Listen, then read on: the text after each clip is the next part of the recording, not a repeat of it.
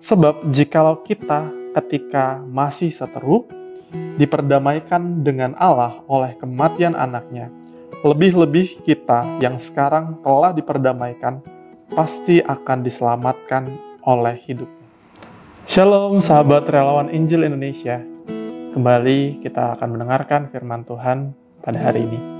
Dan firman Tuhan pada hari ini saya rindu untuk bawakan dari sebuah ayat di dalam kitab Roma pasal yang ke-5, ayat yang ke-10. Firman Tuhan berkata, sebab jikalau kita ketika masih seteru, diperdamaikan dengan Allah oleh kematian anaknya, lebih-lebih kita yang sekarang telah diperdamaikan, pasti akan diselamatkan oleh hidupnya. Dalam ayat ini saya rindu untuk kita boleh memandangkan pikiran kita kepada kasih karunia Tuhan. Di dalam ayat ini terdapat kata seteru, yang artinya musuh. Dahulu dalam keberdosaan kita, ketika kita berbuat dosa, kita memposisikan diri kita sebagai seteru Allah yang layak dimurkai. Kita sebenarnya layak dimurkai Allah, layak binasa oleh karena keberdosaan kita.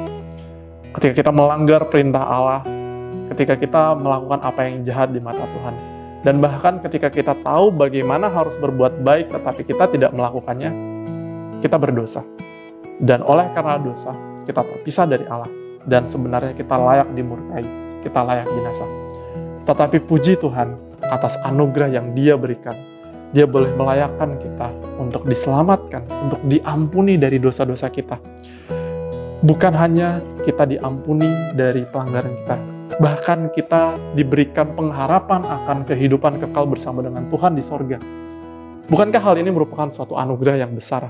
Kita yang tadinya layak binasa, kemudian diberikan pengharapan untuk menerima upah kehidupan yang kekal. Dan itu semua bisa terjadi karena Yesus Kristus mati bagi kita. Ada korban yang tidak bersalah yang harus mati menanggung apa yang harus kita tanggung. Yesus Kristus datang ke dunia untuk menanggung apa yang kita harusnya tanggung, yaitu kematian, kutuk dari pelanggaran hukum yang harusnya kita terima, ditimpakan kepada Kristus. Dan kita diberikan pengharapan. Ada satu ayat lain yang menjelaskan tentang kasih karunia yang Tuhan sudah berikan kepada kita yang adalah seteru ini, yang terdapat di dalam 1 Yohanes 3 ayat 1. Firman Tuhan berkata, lihatlah betapa besarnya kasih yang dikaruniakan Bapa kepada kita, sehingga kita disebut anak-anak Allah, dan memang kita adalah anak-anak Allah. Karena itu, dunia tidak mengenal kita, sebab dunia tidak mengenal Dia. Dahulu kita yang berstatus sebagai musuh, kita diangkat menjadi anak-anak Allah. Kita diangkat statusnya menjadi ahli waris kerajaan sorga. Bukankah ini merupakan suatu anugerah yang besar, anugerah yang tak terbatas yang Tuhan berikan kepada kita? Dari titik terendah kita yang harusnya dimurkai, kepada titik tertinggi di mana kita dianggap sebagai anak-anak Allah. Suatu panggilan bagi kita.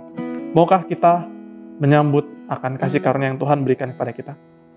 Maukah kita kembali untuk mensyukuri akan anugerah keselamatan yang Tuhan sudah berikan kepada kita lewat karya penebusan di kayu salib?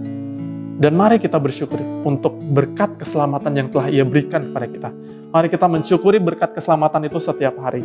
Kita boleh dilayakkan menjadi anak-anak Allah bukan karena perbuatan kita, bukan karena pahala dan perbuatan jasa-jasa kita, melainkan karena jasa kasih karunia Kristus yang telah mati bagi kita. Kita dilayakkan untuk diangkat menjadi anak-anak Allah. Kita boleh memiliki pengharapan akan keselamatan dan kehidupan kekal di dalam Dia. Biarlah firman Tuhan ini boleh menjadi perenungan yang boleh mereformasi kehidupan kita setiap hari. Mari kita kembali merenungkan dan mensyukuri anugerah keselamatan yang telah Yesus berikan kepada kita. Mari kita meninggalkan dosa-dosa kehidupan lama kita yang masih sering kita lakukan, dan kita boleh berjalan bersama dengan Tuhan setiap hari. Tuhan Yesus memberkati kita semua. Shalom.